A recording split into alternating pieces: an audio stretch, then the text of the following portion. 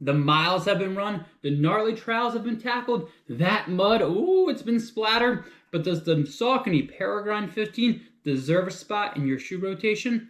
Find out in today's full review.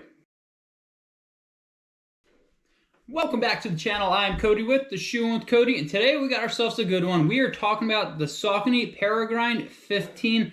I've been racking the miles in. I probably have about maybe 32, 33 miles into the shoe, and I got a lot to say. In this video, I'm going to cover the fit, the good, the bad, and the verdict. Should you buy the shoe? Yeah, this shoe right here. But before I dive into all that goodness, I do need to point out one thing. Saucony did send me the shoe for review, but they have no idea when I'm saying this review or any of my content. They have no control over anything.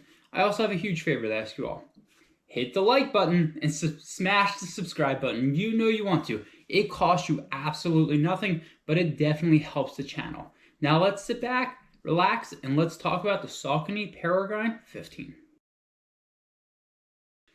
To kick this video off, I'm going to talk about the fit, and honestly, this fit true to size to me. No issues at all. I am a men's 9.5 in pretty much all Saucony shoes, and I had no issues at all with the length as well as the width. I have a wideish foot, not a wide, but a wideish foot, and this accommodated it very nicely. At no point did I feel like I was getting squished in the toe box, and thankfully it doesn't really get.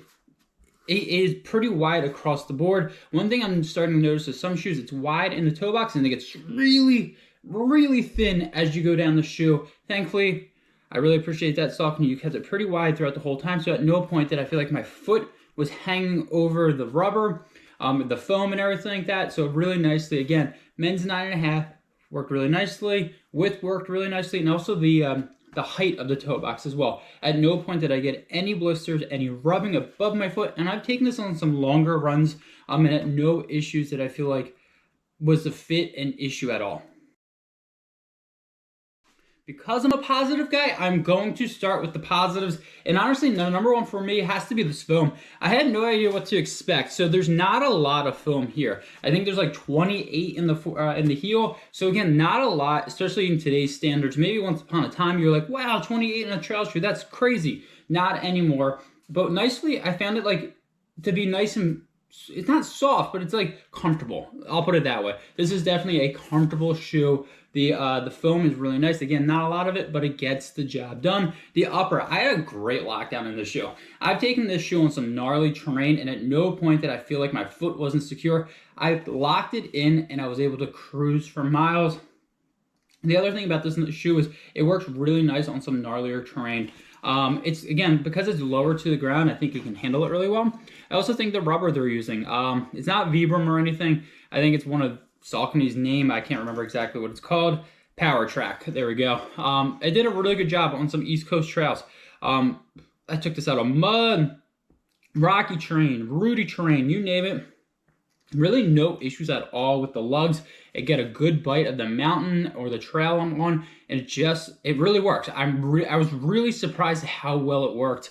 The other thing is I like the ride of this shoe. So again, this is a shoe that I'm taking on some shorter trails. I don't know if I'm taking this up to the ultra distance, mainly because of the foam. There's not a lot of it. I'm a baby when it comes to that. When I get to that 30 plus miles, I need something to baby my feet. So this is definitely that shoe, like 12, maybe 13 miles or less. It handles it extremely well. Anything above that, I felt like it started bottoming out a little bit, and I wish I had more. The other thing is too, I don't think there is a rock plate in this. So there was a couple times, you know, I stepped on some rocks, but I really didn't feel it.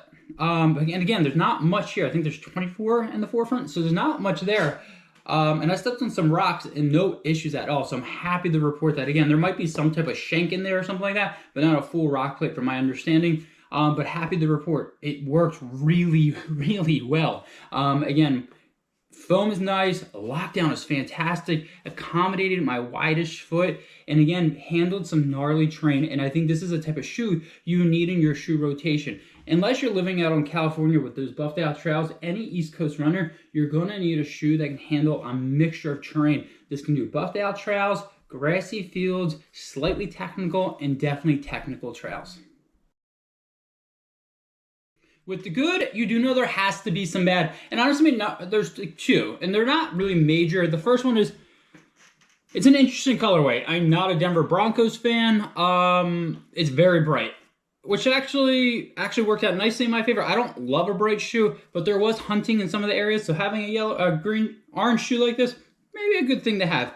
The other thing is the limitations of distance. So again, it's not a huge negative, but I do know a lot of people want a shoe that they can do everything in.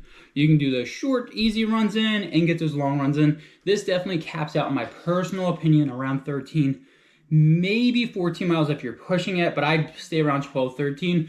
To me personally, just bottom out a little bit on the forefront. To me, again, I'm just a baby. If you're a better runner than I am, and there's a ton of you guys that are, you might be able to take this for longer distances. But I think for the average runner, I think that 12, 13 range is definitely where to keep the shoe. Definitely sub-ultra for sure. Again, the foam is really nice underfoot, but there's not a lot of it. So you do feel the trail. So I think that could be a negative for a lot of people. Some people, I don't want to feel anything. Now, personally, to me, I don't mind. I like having a feel of the trail, especially on those rockier, rootier terrain. I like being lower to the ground. I feel like I'm connected to the ground. So when I do step on those rocks or those roots and everything, I don't feel like my ankle's going to go.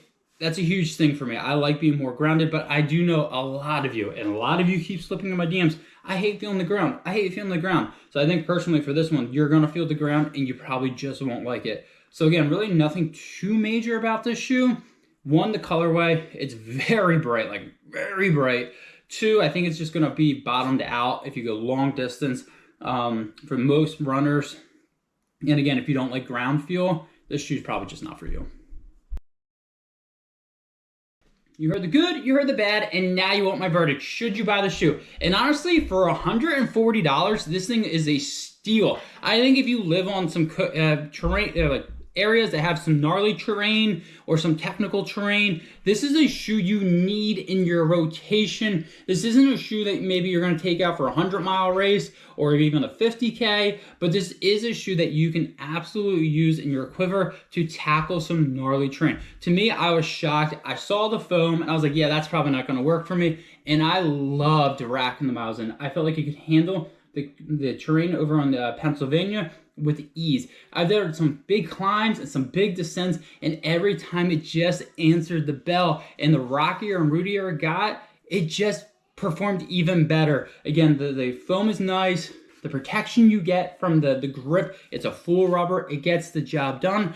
But anybody else that hates ground feel, you probably don't want this shoe. Anybody that wants to take a shoe, only buy a shoe that can go up to 100 milers, you probably don't want to buy this shoe. But for everybody else tackling some gnarly terrain, and you know who you are, this shoe should definitely be in your shoe rotation.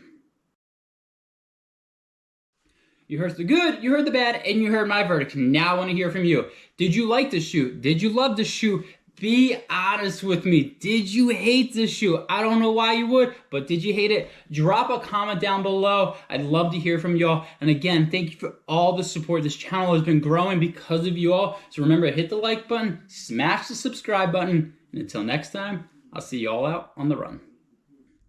Thanks for checking out this latest review. Don't forget, hit the like button, smash the subscribe button, and check out some of the other rad content that I've dropped out on the channel.